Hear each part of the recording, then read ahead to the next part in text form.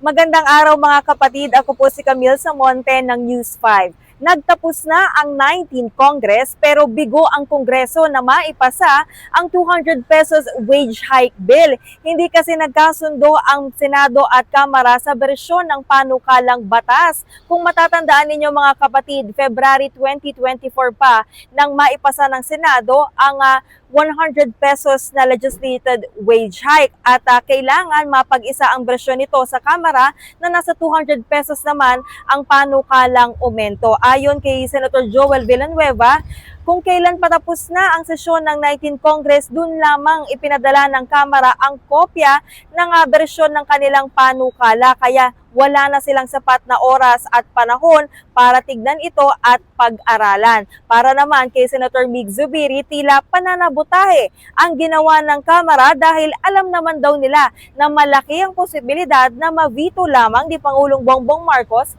ang 200 pesos na aumento sa sahod. Hindi raw kasi talaga kakayanin ng mga maliliit na negosyo ang 200 pesos na aumento sa sahod at mas mabuti nga raw sana kung inadapt na lamang ng Kamara ang bersyon ng Senado para kahit papaano ay nadagdagan ang sahod ng mga manggagawa. Kaya naman dismayado ang iba't ibang labor groups dahil nga hindi ito pumasa at ang tagal-tagal na nilang hinihiling na madagdagan yung kanilang sahod. Pakiramdam daw nila ay pinagtaksilan sila ng mga mambabatas at naniniwala sila na mismong si Pangulong Bongbong Marcos ay ayaw sa aumento sa sahod.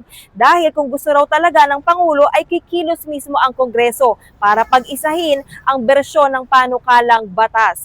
Mismong economic managers na ng gobyerno ang nagbabala na posibleng magdulot ng mas mataas at mahal na mga bilihin ang dagdag na sahod at posibleng tumaas din daw ang presyo ng produksyon, kaya naman mas mahihirapan yung mga maliliit na negosyo at maaring mapuwersa sila na magbawas ng trabaho. At dahil nga hindi pumasa itong panukalang batas sa 19th Congress, babalik ito uli sa committee level at magsa-start siya uli from scratch sa 20th Congress.